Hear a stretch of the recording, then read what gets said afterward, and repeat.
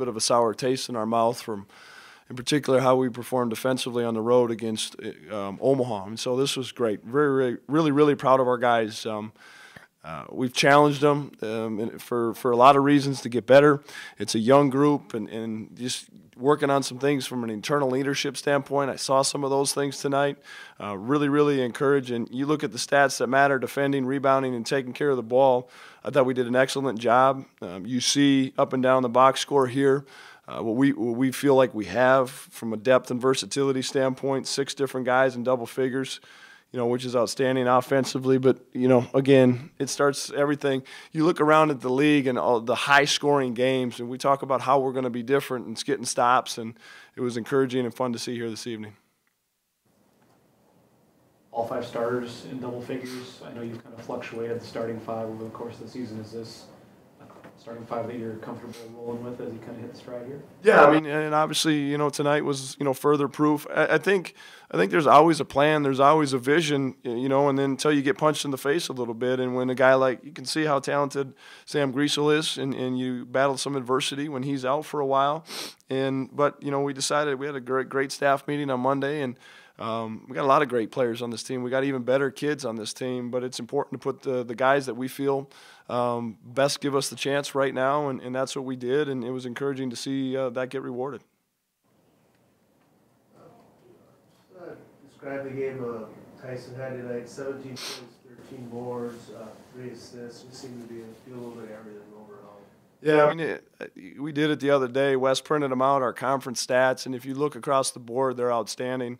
And I challenged him. I said, these are all conference-type numbers except for what? And he's kind of looking at his individual stat line, and I said, you're not looking big enough at the scope of the page. And I said, we're 1 and 2 right now. No one's going to vote somebody all-conference on a losing team right now.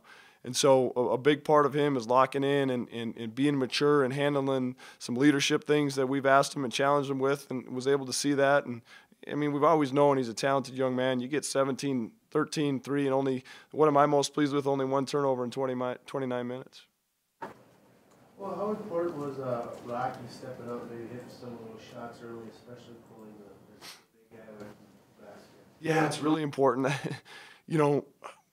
Sometimes, obviously, you always get challenged and frustrated as a coach with different things, but Rocky Cruiser is really good player, really talented young man, and sometimes I see that more than he does, and so we've really been challenged him. You got a lot of reflecting to do on a 6-hour bus ride home after a loss, and it really tells you how important it is. Rocky Cruiser's up on that bus at 1 in the morning walking around, and so him and I were able to have some conversations and just challenge him. You got to get out of your comfort zone, be more aggressive, do those things, and it was fun to see him respond here this evening. Is there one thing you like overall from tonight's game, or one thing you really feel you can build on and get more to the swing of conference play here? I think the one thing I like is just the overall. That is a Bison-type game right there.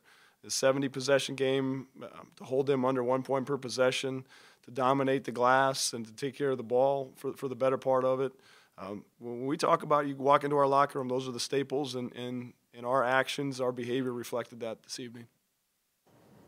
Last year we saw Webster come in here and he had some back-breaking shots. What was the plan to sort of keep him in check tonight? Yeah, obviously you go back and you watch that game, and we made some different adjustments, to how we defended him on the ball screen.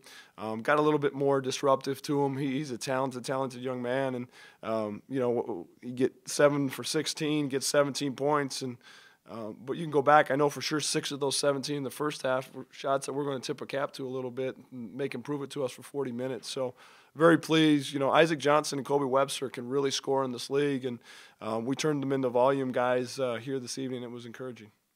Dave, the last 2 years, when you guys honor Landon, it seems like you guys kind of bring another level. How big is Landon for you guys and his presence here? Yeah, I mean it's really big. It's really big, and unfortunately, some circumstances have arose again where things are progressing in a way we had hoped they wouldn't. And I back out of my driveway every day and see that young man's house. And I hope, as bad as it is, the situation that he's going through, I hope we all can sit back and witness that that's a true hero. The way he attacks it, still going to school whenever he can. And that kid is a really neat kid.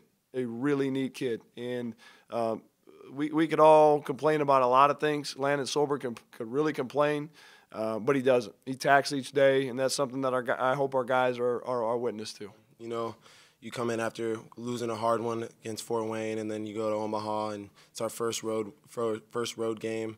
A couple young guys haven't been in that type of atmosphere for conference.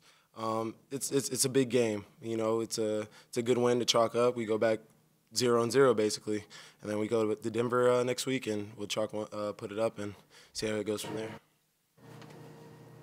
Tyson, plus 13 in the rebounding battle.